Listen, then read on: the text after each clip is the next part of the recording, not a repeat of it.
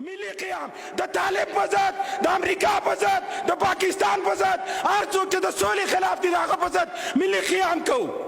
یو چا صفت کوي ته بل چا سره ورانې بل چا سره وران دی ملک د بحران سره دی.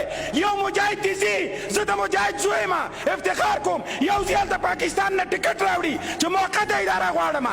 لږ د خدای خاطر وکئ وګورئ حکومت ملاتړ یو د نظام ملاتړ یو خو موږ مشوره ورکوو انتقاد پرې کوو. نه د شورا امنیت ټکټ اخلم نه د امریکا غلام یم. دلته به بعضې خلک وي خو حکومت ته پکار دی چې جدي اصلاحات راولي. جناب رئیس صاحب هغه خلک چې کورونه یې په خارج کې دي عاجل د وزارت داخله او امنیت ملي منفق کړي. څه پکار دی چې د کور په دوبۍ کې دی. یو جناب رئیس صاحب مونږ ته پکار دی چې خپل ولس راجګ شو یو ملي قیام وکړو. دا پرون خواندې دا نن تاسو دا عکس ولیده دا په کوم وجدان ومني؟ دا وژل دا منګه قرباني نه یو دا د مظلومیت حالت کې وژل کیږو.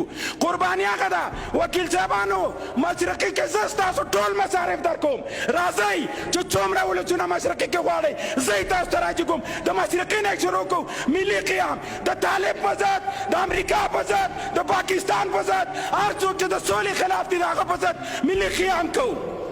دویمه مسله جناب رئیس صاحب امریکایانو ته د پارلمان د طرف نه لکه څنګه چې عراق فیصله وکړه یو نرتوب وکړه سرمایه به دې پاتې شي ډالر به دې پاتې شي آخر وژل کېږي خو تاریخ کې پاتې کېږي. فیصله وکړه چې امریکایان نور نه غواړو په افغانستان کې. بدبختي امریکایانو راوستې ده. کله امرالله صالح ته خوله اچو کله شورای امنیت ته خوله اچو.